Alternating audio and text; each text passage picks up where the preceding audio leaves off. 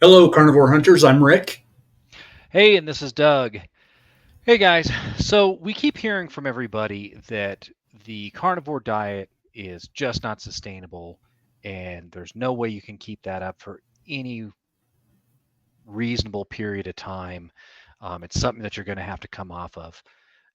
Having been on this now for over a year for each of us, we actually believe it's the most sustainable lifestyle, and we're going to tell you why. Yeah, so I'll start off here, Doug. In the past, I've tried Atkins, I've tried keto, calorie counting, portion control, South Beach, Weight Watchers.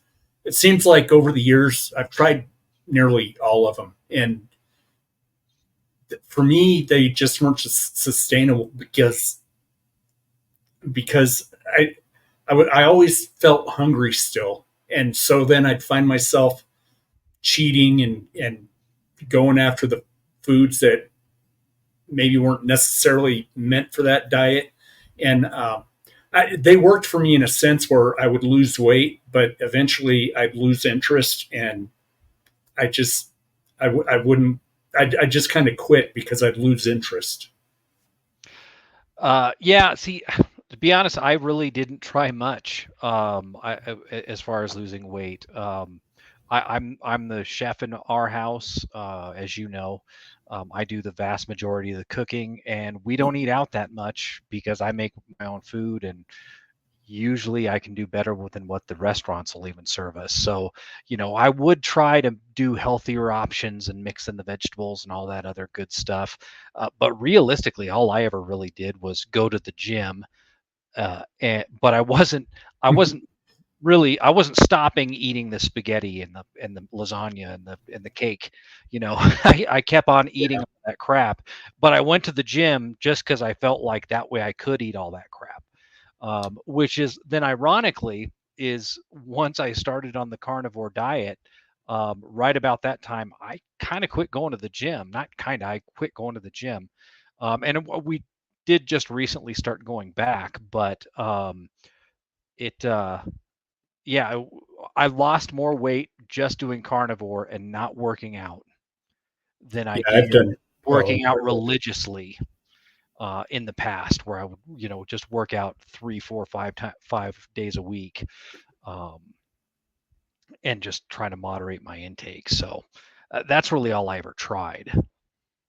Yeah, I've done the gym thing too. I didn't add that on my list, but the other downfall to some of these diets that I mentioned, like especially Weight Watchers and South Beach, Atkins, a little bit keto, is you're going to have to spend extra money, um, buying the books and learning how to do the diet. Where carnivore, everything's out there for you already, and if you listen to the people that have been into it for a while, other than buying the meat, this diet really is free. There's no money you have to invest into it, and and especially if you're a hunter like Doug and I, um, you're going to pay for gas and a tag for your deer, your elk, or moose, or whatever you're going to hunt. Um, that's all it's going to cost you.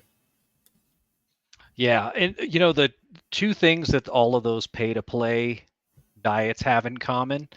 One, they all seem to load you up with a bunch of processed junk. Yeah, That's probably not good for you anyway. Even if you're losing weight, it's probably causing all kinds of other issues. And they just don't seem to work long term. Because if they did, I mean, how long has Weight Watchers been around? I mean, you'd think somebody would have sustained weight loss on Weight Watchers after 40 years, and I've never met one. So, um, whereas with carnivore, we're meeting people all the time that we're just a little over a year in, but there's people 2, 5, 7 years.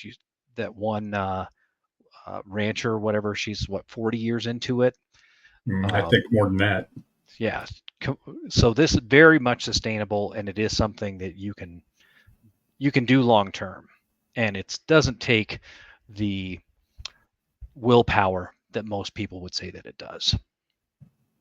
Yeah, the other thing too is if you're living the carnivore lifestyle and you fall off the wagon, it's super easy to climb right back on and pick up where you left off, like within a day. Because on those, if you do have if you do have a day that you cheat and your stomach and your bowels are almost immediately going to let you know Mm. that you screwed up, and and then you go back to instantly craving that ribeye or a hamburger patty or something along bacon and eggs, something along those lines. Yeah, yeah, that's what happened with my wife and I last year. As one of our early on where we actually scheduled out a cheat day, and we're like, because we used to do pizza and wine every Friday night for years. It was just our kind of our end of the week unwind, and we decided, you know what, we've been doing this for whatever it was, 4 months at the time. We're like, we're just going to have this one day. We're going to do our old, go back to our old ways, and then we'll be right back on carnivore tomorrow.